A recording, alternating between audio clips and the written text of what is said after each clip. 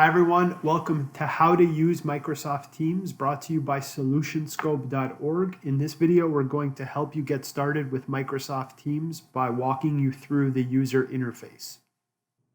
So the purpose of this video is to provide you with a quick overview of the Microsoft Teams user interface so that you understand some of the key elements of Microsoft Teams and so that you're able to navigate and find your way around Microsoft Teams.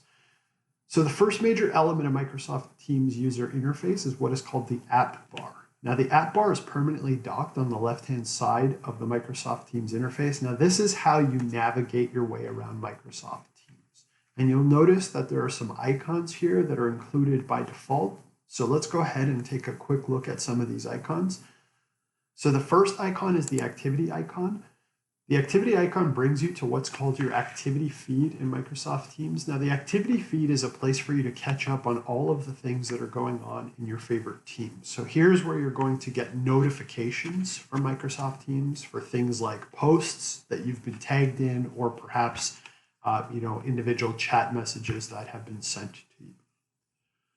The next icon is the chat icon. This is where you can come to actually initiate individual or group chats or see chat messages that you've received. So you can see here I've got one chat going on with Joe Smith.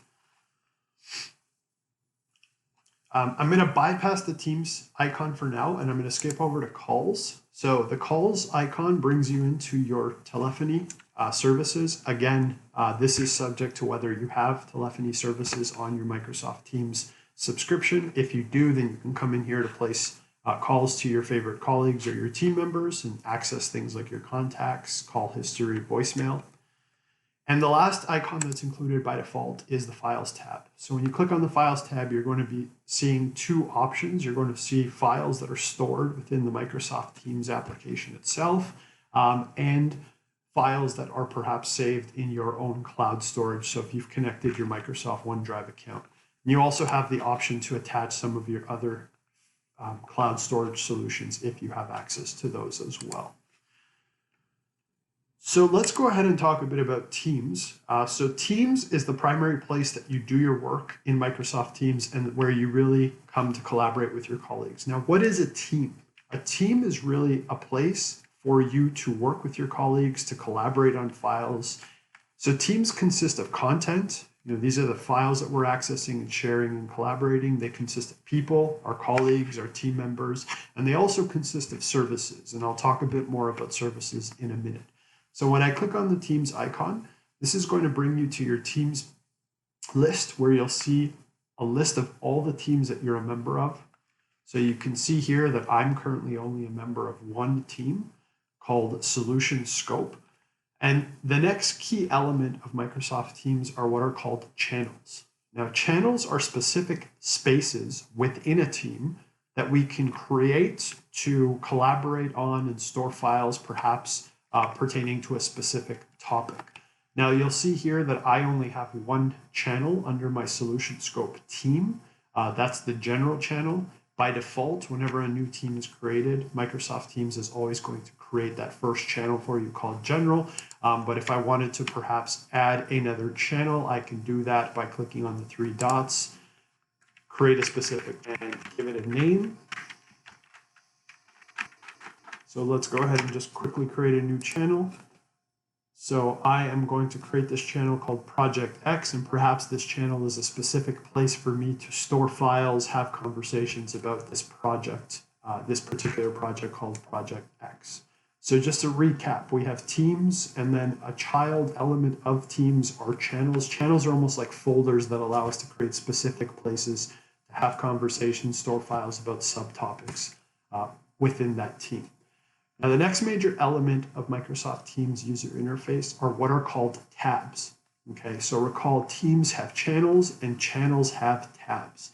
So you'll see here at the top of this channel called Project X that I've got a few different tabs by default. The first is the Post tab. Now, again, because Teams is a collaboration tool, the Post tab is really a place for us to have conversations with our team members. So, the Post tab allows us to essentially post messages that are visible to anybody that has access to that channel. So to post a message, I can come down into my input box here and I can either type a message I'm going to go ahead and I'm going to send that. And you can see here that this is now a post and this is visible to anybody that is a member of this particular channel. Now, some other quick hits on your posts. By clicking on the first icon here, this expands the input box and allows you to add some sort of rich text or rich elements to this. So you can add things like a subject line, updates, and you can go ahead and start entering your message and format it as you see fit. You can add links to it, tables, code snippets if you'd like. Okay. Now, another cool element of Microsoft Teams is the ability to actually tag one or more of your team members in a post. Okay. Now, this is called @mentions. Okay. @mentions is a social feature that's very prominent in social media tools such as Instagram, even in things like WhatsApp. So to @mention somebody, you start typing the @ sign, and this is going to show you a list of all your team members and some suggestions. Okay, so right now there's only one team member here. So by clicking on this person's name, it's going to now add that person, tag them in this post.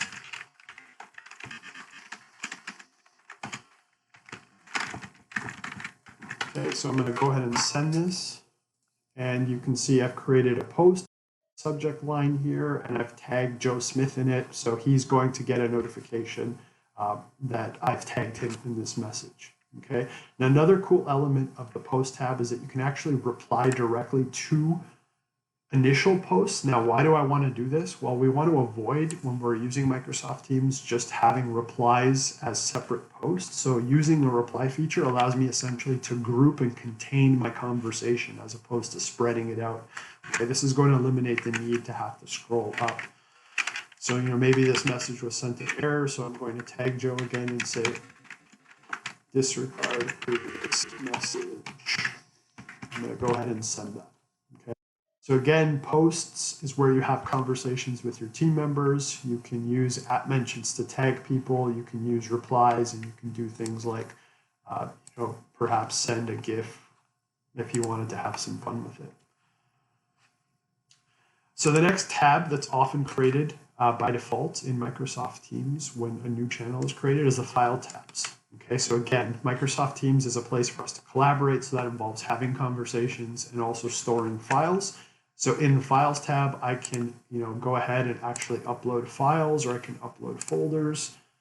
Perhaps I have some test docs that I want to go ahead and upload. I can do that. Okay, now within the actual files, you can copy links to them, you can share them, etc. So posts and files. And by default, you're also going to get a wiki tab, which is a place for you to publish information that's relevant to your teams. Now, these are the 3 tabs that are included by default. Another key element of Microsoft Teams are the ability to add tabs, which are essentially either standalone apps or connections to other services. So by clicking on this little plus sign here, this is going to open up the Add a Tab screen, and from here, I have the option to now add my own custom tabs. Okay, so perhaps there's a commonly used Excel file in my team that I want to make it easily accessible. So, I can go ahead and click on this, and it's going to allow me to essentially pin that file to the top of your team or your channel rather. Okay. In this case, I know I just uploaded a PDF, so maybe I want that PDF to be easily accessible. So I'm going to click on PDF, and you can see that I have that test doc there. Okay, so I'm going to go ahead and save this. And what you're going to see is that that PDF has been tabbed to the top of my channel here that I can now easily access. Okay. Now, these are some of the default tabs that are listed. What you'll see is if you scroll down, Microsoft Teams, again, it's a cloud-based solution. So there are a ton of third-party apps and services that you can add, that you can integrate into your team, into your channel. And again, some of these are free and some of them require that you have a subscription to some of these other services. Okay, so again, very rich and powerful tool for you to be able to work and collaborate with your team members. Now, the next major element of the Microsoft Teams user interface is the search bar. The search bar is permanently docked at the top of your your screen. And this is a rich search function, so I can essentially type in any search parameter here, and it is going to search through all the different elements in Microsoft Teams, okay, including files, conversations, chats, etc. So I'm going to go ahead and I'm going to type in update and hit enter, and you're going to see that it is going to search for the term update in my messages through people and files, and you can see it's returned one result, which was that post that I just sent to Joe Smith saying, hey, where are we with the project? Okay, so search is a rich function. Definitely check it out and make use of it. And another cool feature is when you place your cursor in the search bar, you can see that it says type / or @ for a list of commands. So let's go ahead and type /. And this shows a full list of the types of search functions that you can perform. Okay, so if you wanted to see a particular person's activity, I can type / and the word activity and hit tab, and it's going to ask me for which person I want to see activity for. So I'm going to click on Joe Smith, and this is going to show me my conversations with Joe Smith. Okay. So you can also do things like change your status from here, place a quick call, send a quick chat message. So let's click on that.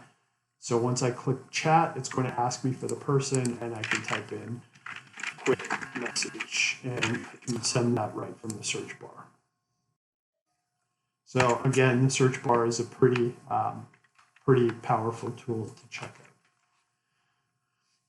Now, the next major element of Microsoft Teams user interface is your profile or your settings. So by clicking on this icon at the top, you can do things like update your status, so change it from available, busy, do not disturb. You can set a status message. You can actually tag people using @mentions in your status, okay? And a cool feature is that you can actually clear your status message. So perhaps, if you want to set a message that you're going to be away or out of the office, then you can go ahead and have that clear on a specific date, so you don't have to remember to go in and do that as well. Now, another cool feature from your profile is the settings. Okay, so if you click on the settings button, this is going to bring you into some of your settings, general app settings, privacy, notifications, and calls. And one of the cool features with Microsoft Teams is that you can actually switch your theme from default to dark or high contrast. So I'm going to go ahead and set mine to dark. And you can see here that I now have the dark theme. Now, the last element of the Microsoft Teams user interface that I'm going to talk about today is the help section. Now, Microsoft Teams is a new product. It's a cloud-based solution, and there's constantly new features being added. So one of the cool things about Microsoft Teams is that if you have any questions or you're looking on how to do something, you don't necessarily need to go and search for it. You can actually click on the help button, and this is going to bring up some context-based help. So I can easily see some help material around by specific topic. I can access training, or I can perhaps look at some of the release notes on new features. So let's go ahead and look at the help topics. So by clicking on topics, this is going to show me some of the key topics. So in this case, how do I invite people? What are some of the differences between the various Teams platforms? Getting started. Okay, and there's also full search capability. So I can actually enter a search term. So let's type in add a member. And in this case, no results have been returned. But again, depending on what you're trying to do, you can find some additional material in here. Within the training tab, you can get information and videos and watch them right from the Teams user interface. And then I mentioned what's new. So this would show you some of the release notes on the newest versions of Microsoft Teams. So just a quick recap on the major elements of the Microsoft Teams user interface. We have the app bar, which is how we navigate and find our way around Teams. Okay, we actually have our Teams icon that allows us to view all of the teams that we're a member of. And this is where we actually collaborate, have conversation, access files with our team members. The search bar allows us to quickly find information that we're looking for Microsoft Teams. The profile icon allows us to access our individual profile and the app settings if we need to do that. And the last major element is the help section, where we can access help resources, including training, release notes, and perhaps information by specific topic. So I hope you found this video useful. Don't forget, head over to www.solutionscope.org/premium-resources-1 in order to download your free PDF Microsoft Teams user interface quick start guide. Also, join the SolutionScope YouTube channel to stay up to date on the latest tips and tricks and videos such as this one.